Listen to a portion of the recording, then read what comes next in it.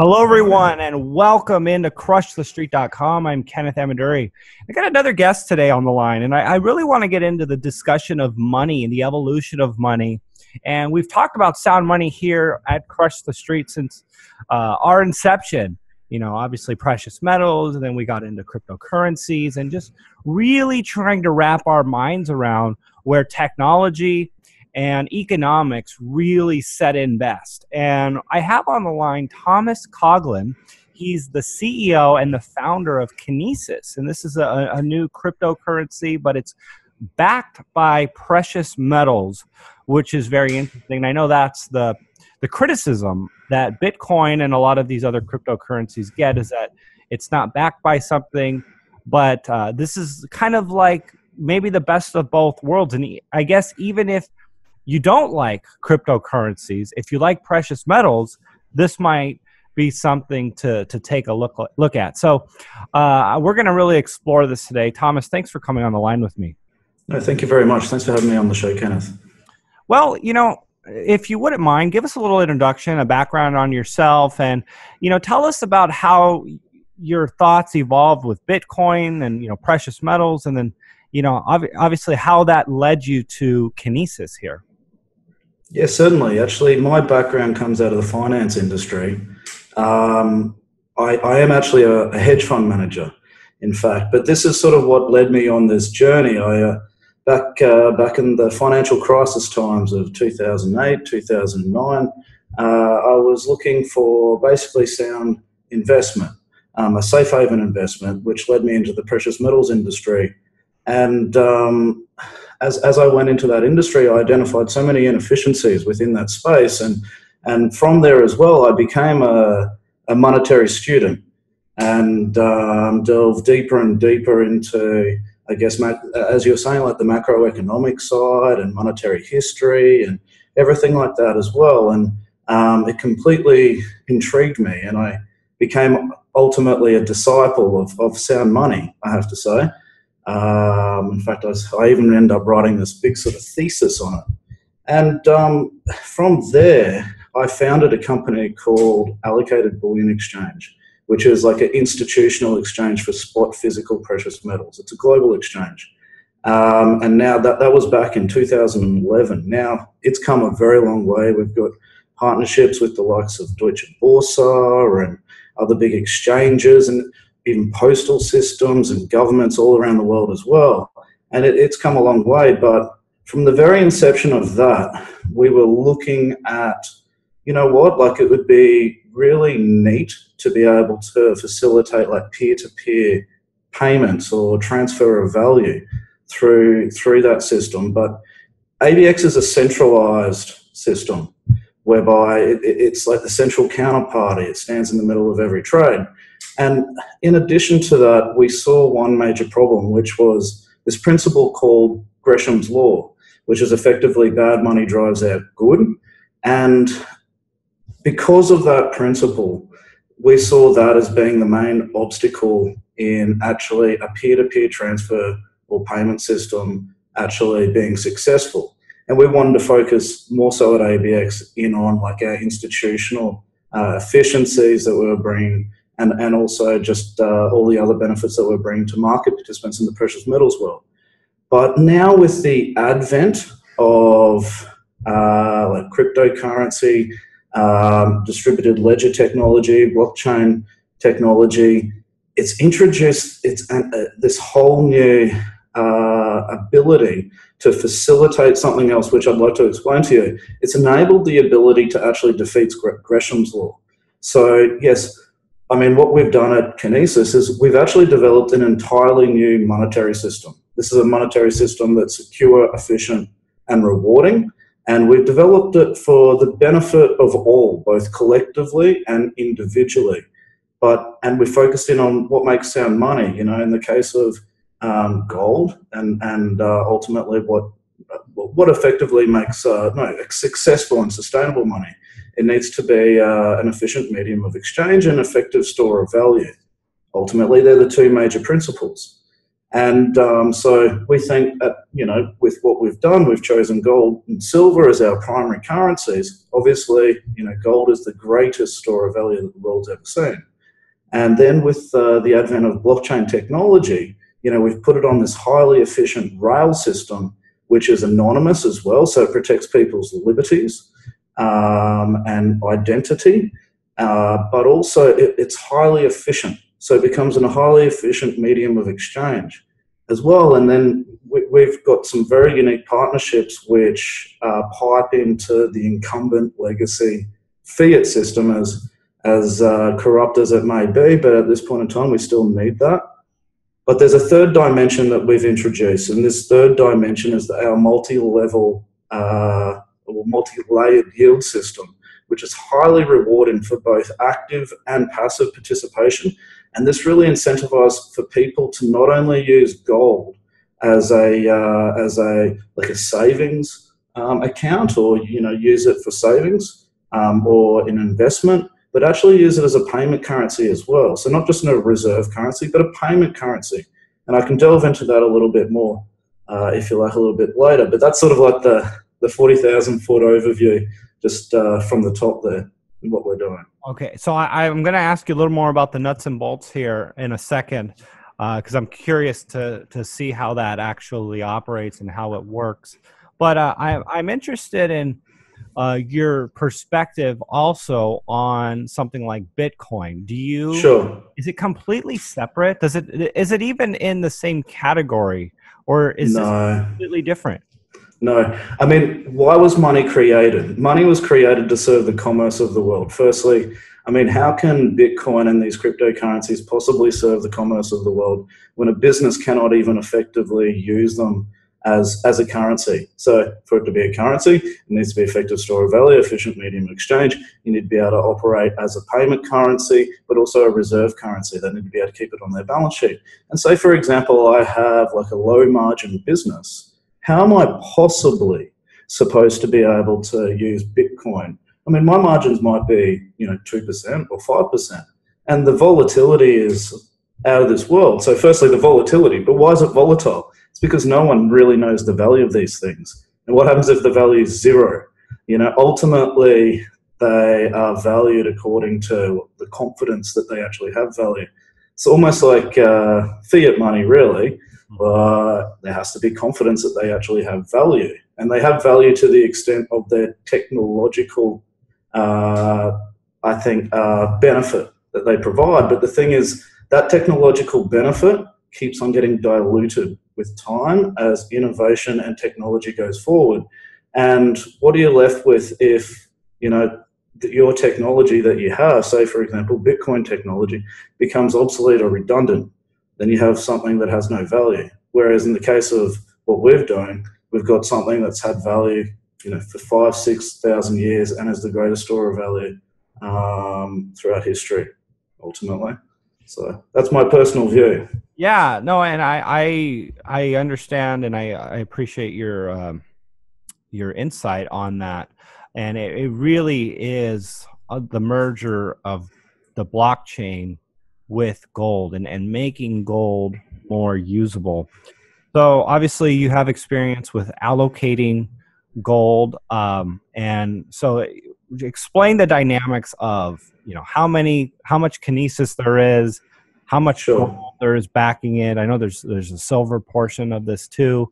Yeah. Explain how that works. I think that'll help give people an understanding of why they should be able to trust it.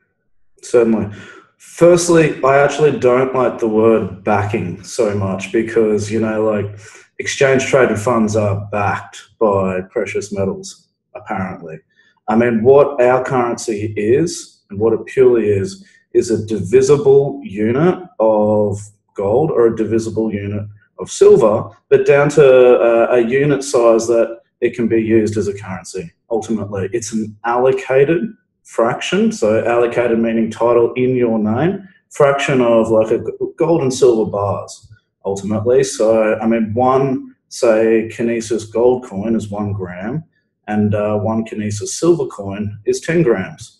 That's the way it works, but then you go down into fractions of it, that are like cents. ultimately these days, and you can send and receive, send, spend, or sell these things. So that's really the way that it works. These are divisible units of allocated gold and silver, which you basically just use it as a currency. That's how it should be.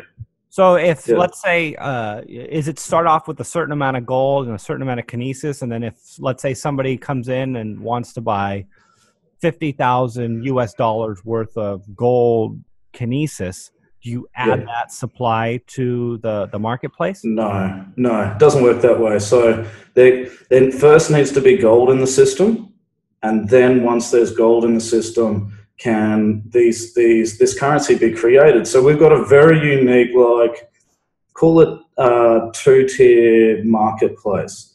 At the very top is our primary market, and this utilizes technology that is like cutting edge, state of the art, produced by ABX, Allocated Bullion Exchange. And that's like our wholesale marketplace where people come in and they buy the Kinesis coins, or they can actually swap their metal in from the ABX system, and then they mint, they create, they become their own central bank effectively in creating currency.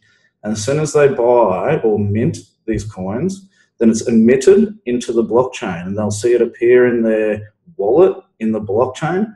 They're then free to send, spend, or sell it. Now, but the thing is when for a minter, we've got this minter's yield. We've got 4 different yields.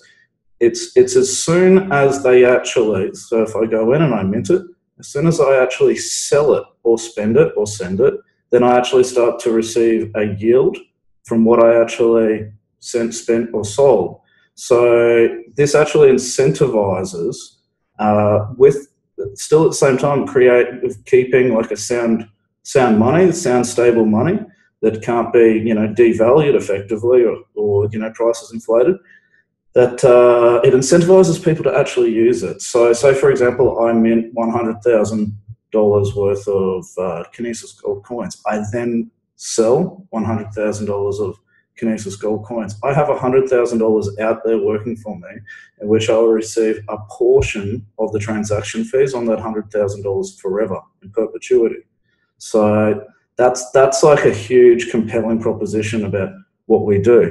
We also have a passive yield as well, so a holder's yield. So this is also something really great, because if I just hold it in the system as well, I still receive a yield. It's not going to be as incentivizing as the minter's yield, because we want the money moving. This is actually where our name came from. Kinesis, in Greek, it means movement. And it's actually, in biological terms, it's undirectional movement from stimulus. So in the case of our current fractional banking system, it comes from the banks and goes back to the banks. It's very directional. In this case, it's the people who have the power, and they can create their own money. So in the case of the holders yield, which is passive, we actually then turn gold into a yield producing asset, which can compete with other passive investments like bank deposits, bonds, dividend producing stocks or rental property investments, etc., like that. So we actually start to target other capital investment and investment assets where capital is housed all around the world as well. Okay, so that's interesting, very interesting, and it sounds like a very fascinating. I've heard the word crypto economics before, but and it's very powerful. So I'm curious though, where is the yield generated from? Not just how to do it, but where it's coming from? Because the precious metals don't yield anymore. No. Where is the company making money or delivering value to gain a yield to give out on top of the currency? So it comes from true economic activity, not debt, nothing like that. It just comes from a sharing of the transaction fees within the system. So, I mean, the way that we do this, and this is what technology has ultimately facilitated, and probably why no other economist in history has ever actually thought about this kind of system, is because we have created through the blockchain, which is still anonymous, but we can track every transaction. Therefore, when we charge, when a transaction happens, we charge a fee.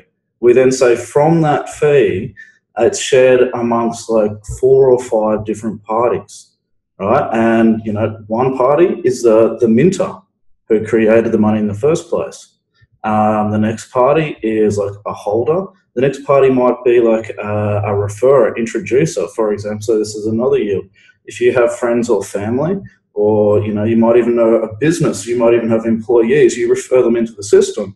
You send money to them, or what they create a wallet, you actually get a share of their transaction fees forever as well. So it becomes this like self-fulfilling, all incentivizing ecosystem, monetary system, whereby everyone's rewarded within the system, whether it be for active participation in actually trying to grow the entire system or using the system, or actually just passively just holding it there as well. By holding it there, we have a yield which competes with other passive investments, as I was explaining. It's just a sharing of the transaction fees. It's very simple at the end of the day, but the technology allows us to be able to track and trace it all and then share it back. So I guess in just the physical precious metals market, would it be the spread? Is it the buy and the sell spread? Is that essentially what you're capturing? No. No. It's not like that, because if I was to give you a $20 bill, what's the spread? There is no spread. It's just I've given it to you. So is there slippage then of the value of the gold if you're constantly chipping away at the transaction fees? There's not slippage. We just the sender, not the buyer, not the receiver, but the sender is charged a fee, and that's 0.45%, 45 basis points. So that might be for a micro transaction of $1. It might be for $1 billion transaction. One unique thing about our blockchain, we actually have developed our own bespoke blockchain off an existing system called Stellar, which is a highly efficient system. But the difference with our blockchain is we have percentage-based fees, so percentage-based of the value of the transaction. So we apply that 0.45% on every single transaction, but it's only charged to the seller. And we also are developing, and this is, goes to what you're saying about the bid-ask spread. We also have almost completed our blockchain exchange as well, where there'll also be other cryptocurrencies as well as our own cryptocurrency. Well, if you call it that, it's really just a digital currency, which is like gold or silver, where you'll have like spread, but the spreads will be the tightest spreads in the world for like even in the wholesale markets for physical. I come from the wholesale. What we have already developed is a large wholesale physical exchange at ABX. We're bringing all this over, all this expertise and technology that we've already developed, all the partnerships, we've brought it over to Kinesis. We've got, like postal systems adopting it. We've got large organizations and big exchanges and things like that we're piping into. It's what we've developed is something very exciting. It's difficult to sleep at night, let's put it that way. Congratulations, Thomas, on that. That is really awesome. So I guess the next question is, does it need like a major network for it to work? Bitcoin is powerful because of the amount of miners there are and the network effect, the hashing power. And does the Kinesis need that for people to just want to own their gold with their Kinesis and the allocated gold that it represents? Well, I don't know whether we need it, but we're going to have it anyway. Look, I'm a very sort of organic growth kind of person. I like to organically grow businesses instead of going for the big bang approach. There's certainly a critical mass that will reach whereby it will snowball by itself. I think we're approaching that now with regards to what the community, the thriving community that we've built out. We have a very a thriving community in like Telegram, for example, which is very large for people to go and talk about different projects in the cryptocurrency space. We've built out this massive ambassadors network of people who are so passionate about our project that just came from nowhere, I don't know where, that just grabbed hold of our project and are so passionate about it because they're such supporters and proponents of like sound money, and see the system as, you know, doing things like defeating Gresham's law, which has really held back gold, for example, as being considered like a currency. Ultimately, if I make the decision to exchange or swap my fiat currency for gold, then why would I use my gold as a payment currency when I value fiat currency less? I'm going to use my fiat currency to use it. So this is something that I think will always hold back gold from actually be treated as a payment currency unless you actually combat the problem. And the technology that we have now and what we've incorporated with Kinesis, it combats the problem because the incentive to actually use it as a payment currency is larger.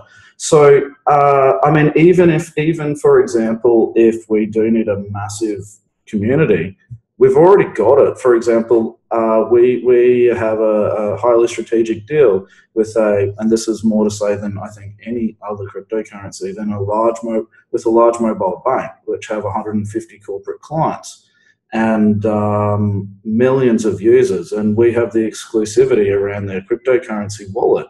So we already have this. The deals that we put together before even launching this business were already there because they were born out of an existing operation with an unblemished track record. This isn't something where we're sort of coming out with like a white paper and say, hey, everyone sort of buy into this. It's a really cool idea.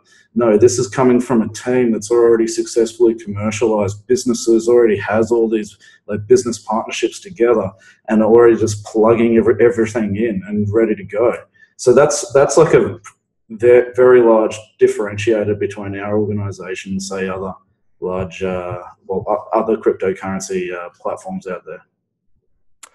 Thomas, that's exciting. And I love that you guys are on to this developing, really. I mean, something that was historically a store of value, we have this new way to approach it. And, you know, it's not as much of a risk, in my opinion, because what you really have is gold and silver. It's just another way to transact with it, which again takes a lot of the speculation out of what we're doing. If you're already there where you're willing to buy gold and silver and you purchase gold and silver, this isn't that far of a reach for you to wrap your mind and to get into it. And I like that.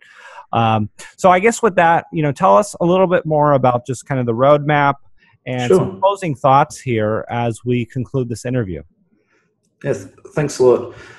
So what we're doing at the moment is we're in the middle of what we call our Kinesis Velocity token offer. So we've got two offers. One's for our currency suite, like backed by gold and silver. But before that, we're offering the ability for people to basically invest in and share in, I guess, the rewards or the transaction fees of the entire monetary system. As you can imagine, like a monetary system, I guess, has pretty big bones as a business. It has the ability to be quite scalable and very, very large.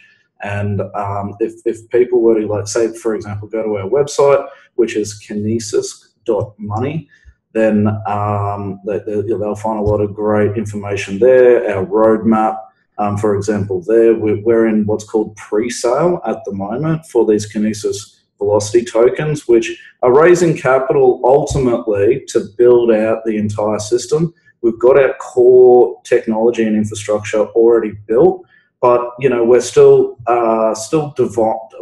developing and building onto everything there as well. And there's still a few more months actually now of pre-sale, and then we go into like a large public sale, which will last a couple of months. And then around November, we start to then offer like buy-in into our currency suite. So that's sort of like the roadmap. But you know, if someone's looking for like a speculative type investment, which you know, gold and silver are much more stable investments that will come later, and want to support our system as well, then they can actually look at these Kinesis velocity tokens. So yeah, there's plenty of information on our website about that. Please look us up. Please subscribe to our subscription of interest, etc. And we'll keep you informed with everything. Thomas Coughlin, thank you so much for coming on Crush the Street and just kind of expanding our mind today on the development of money. So that's really cool. Thanks so much. No, thanks for having me on, Kenneth, and hope I can keep you up to date with our journey and your audience.